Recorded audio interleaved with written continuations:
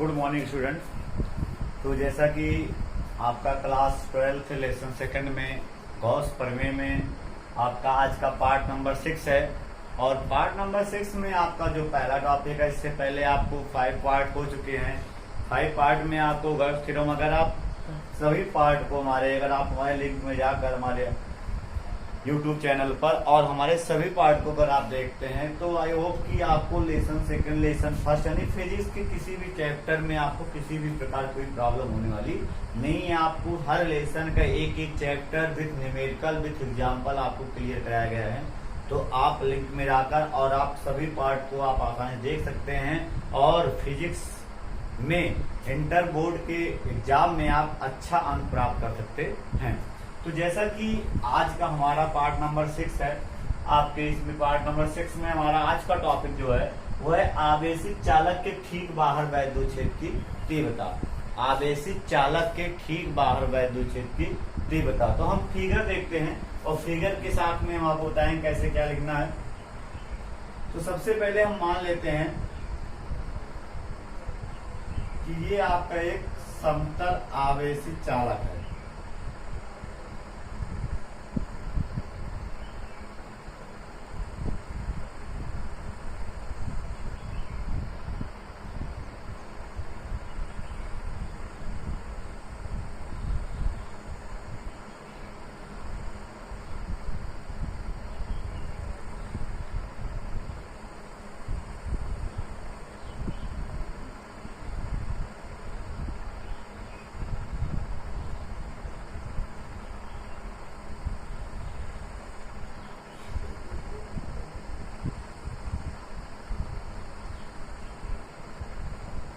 ये आपका एक समतल आवेशित चालक है। तो सबसे पहले हम जिसका ये आपका प्लेट 1 है, ये प्लेट 1 है और ये प्लेट आपका 2 है। एक समतल से लेकिन माना अनंत विस्तार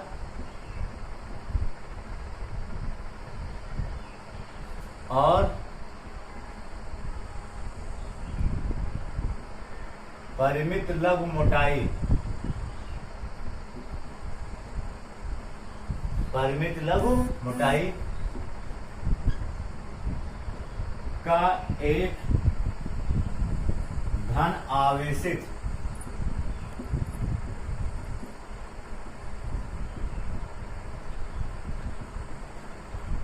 समतल चालक प्लेट है।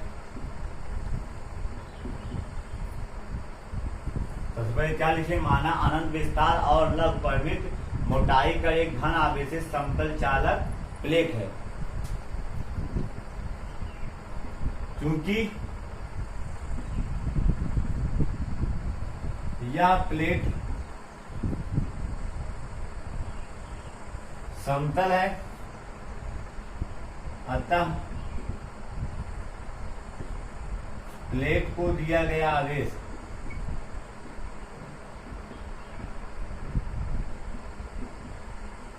प्लेट को दिया गया आवेश, अगर कोई समतल प्लेट है तो उसको दिया गया जो आवेश होगा वो उसके पृष्ठों पर वितरित हो जाता है। प्लेट को दिया गया आवेश उसके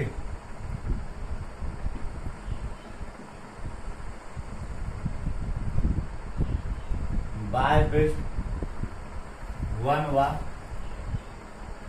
2 पर समान रूप से वितरित हो जाता है। तो इस पर हम देख रहे हैं कि इस पर भी आपका प्लस आवेश होगा और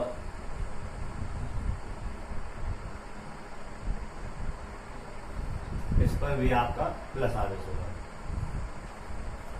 अब उसका क्या लिखेंगे,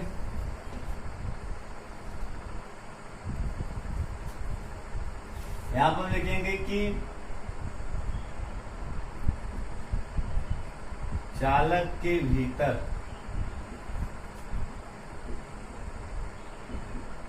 वैद्युत क्षेत्र का मान 0 होगा। चालक के भीतर वैद्युत क्षेत्र का मान शून्य होगा। क्यों?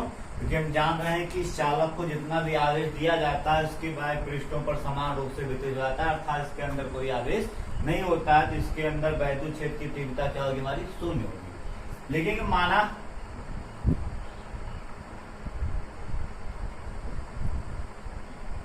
चालक के बाहर एक बिंदु P है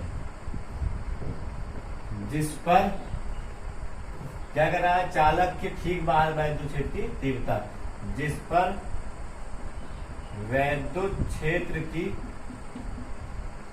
तीव्रता ज्ञात करनी है। सबसे पहले हम मान लें इसके बाहर एक बिंदु P है जिस पर हमें वैद्युत क्षेत्र की तीव्रता ज्ञात करनी है। तो चलिए देखते हैं हम। सबसे मान लीजिए कि अनंत विस्तार और लघु मोटाई की एक समतल धन आवेशित चालक प्लेट है, और चूंकि यह समतल है इसलिए इसको दिया गया आवेश के बाह्य पृष्ठों पर समान रूप से वितरित हो जाएगा, और प्लेट के भीतर वैद्युत क्षेत्र की तीव्रता शून्य होगी। माना चालक के बाहर एक बिंदु P है जिस पर वैद्युत क्षेत्र की तीव्रता ज्ञात करनी है। अब देखते हैं, तो लिखेंगे यहां पर तो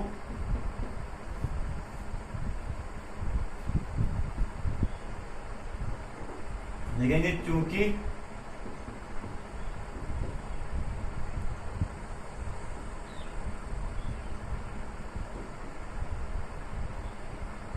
चालक के भीतर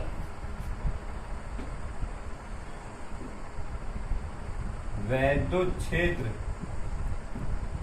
का मान शून्य है, इसलिए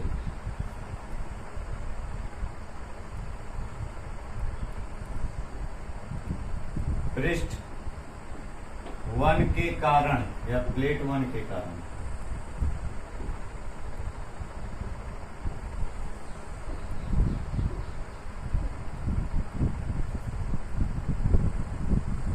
इसलिए अब देखिए यहां पर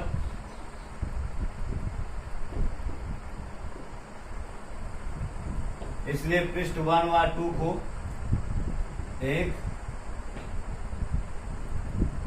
समतल चादर माना जाता। तो चादर जिसको हम प्लेट भी कह सकते हैं, 1 के कारण बिंदु P पर तीव्रता E1 बराबर। तो चलिए देखते हैं। सबसे पहले प्लेट 1 के कारण बिंदु P पर तीव्रता, तो प्लेट 1 कैसा है? पॉजिटिव है, और बिंदु P हमेशा कैसा होता है? पॉजिटिव होता है। तो प्लस प्लस में प्रतिकर्षण अर्थात तीव्रता दिशा कहाँ होगी? बाहर की तरफ। तो ये हमारी दिशा हो गई, वेक्टर E1 बाहर की तरफ हो गया। तो हमारा जो है आपको होता है कि किसी भी समतल आवेशित चालक चादर के कारण किसी भी बिंदु पर जो तीव्रता होता है, आवेशित चादर के कारण किसी भी बिंदु पर तीव्रता की सूत्र आपको इससे पहले वाले पार्ट बताया गया, सिग्मा अपान 2 एप्सिलॉन नॉट। सबसे पहले यहाँ आपको थोड़ा मानेंगे। यहाँ पर कैसे देखिए, यहाँ पर आपको दिखा दिया रहा, यहाँ देखिए इसका पृष्ठघन कितना है? सिग्मा है। इसका पृष्ठघन कितना आपका? सिग्मा है। तो E1 इक्वल हो जाएगा आपका सिग्मा अपान 2 एप्सिलॉन नॉट। ऐसे हम निकालेंगे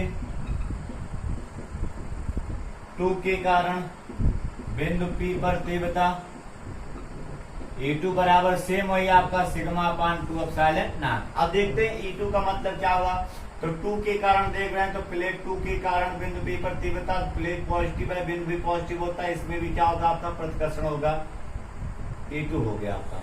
अब हम देख रहे हैं कि E1 और E2 दोनों एक ही दिशा में है। यहां लिखेंगे क्योंकि वेक्टर E1 व वेक्टर E2 एक ही दिशा में है, अतः बिंदु P पर परिणामी तीव्रता E बराबर एक ही दिशा में होते हैं, जोड़ दिया जाता है E1 प्लस E2। मान रखेंगे sigma upon 2 epsilon not plus sigma upon 2 epsilon not. हम देख रहे हैं हर समान है, अंश को जोड़ लेंगे, सिग्मा सिग्मा यहाँ पर 2 सिग्मा हो जाएगा, 2 सिग्मा अपान 2 एप्सिलॉन नॉट, 2 से 2 कट जाएगा और सिग्मा अपान एप्सिलॉन नॉट यही हमारा हो जाएगा इसका फार्मूला। तो फिर से आपको देखो एक एक स्टेप बता दे रहे हैं। सबसे पहले माना एक अनंत विस्तार और लघु परिमित मोटाई का एक समतल चादर है। क्योंकि ये समतल है इसलिए इसको दिया गया आवेश जो है वो इसके बाह्य पृष्ठों पर समान रूप से वितरित हो जाएगा और प्लेट के भीतर वैद्युत क्षेत्र की तीव्रता शून्य होगी। माना प्लेट के बाहर या चालक के बाहर एक बिंदु P है जिस पर वैद्युत क्षेत्र की तीव्रता ज्ञात करनी है। क्योंकि प्लेट के भीतर वैद्युत क्षेत्र की तीव्रता शून्य है इसलिए प्लेट पृष्ठ 1 और पृष्ठ 2 को हम चादर माना जाता है, एक समतल चादर या एक समतल आवेशित चादर माना जाता है। और आपको बताया गया है कि जब इसको समतल आवेशित चादर माना जाएगा तो प्लेट 1 के कारण या चादर 1 के कारण बिंदु P पर तीव्रता, तो किसी भी आवेशित प्लेट के कारण किसी भी बिंदु पर तीव्रता का सूत्र होता है सिग्मा अपान 2 एप्सिलॉन नॉट। तो प्लेट 1 के कारण sigma upon 2 epsilon not, plate 2 के कारण भी क्या होगा सिग्मा अपान 2 एप्सिलॉन नॉट। फिर दोनों का जब हम सॉल्व करेंगे तो देख रहे हैं दोनों का डायरेक्शन देखेंगे। ये प्लेट कैसा पॉजिटिव बिंदु हमेशा पॉजिटिव होता है तो पॉजिटिव पॉजिटिव प्रतिकर्षण, और ये भी प्लस है ये भी प्लस है, इसमें प्रतिकर्षण यानी दोनों की दिशा सेम होगी। और अगर दोनों की दिशा सेम है तो परिणामी निकालते वक्त दोनों का हमेशा जोड़ देते हैं। तो E1 प्लस E2 करेंगे तो sigma upon 2 epsilon not, sigma upon 2 epsilon not आपका अंश जुड़ जाएगा, 2 से 2 कट जाएगा, सिग्मा अपान एप्सिलॉन नॉट।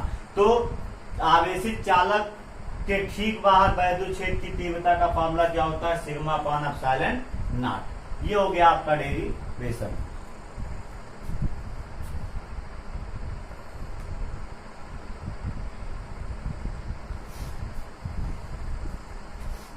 इसके बाद आपका अगला डेरिवेशन देखते हैं क्या है।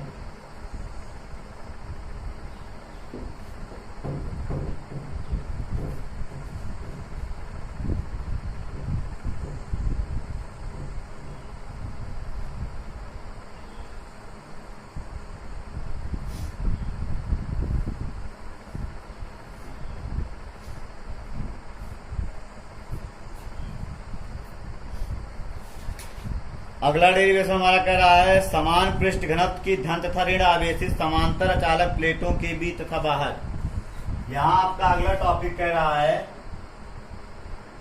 समान पृष्ठ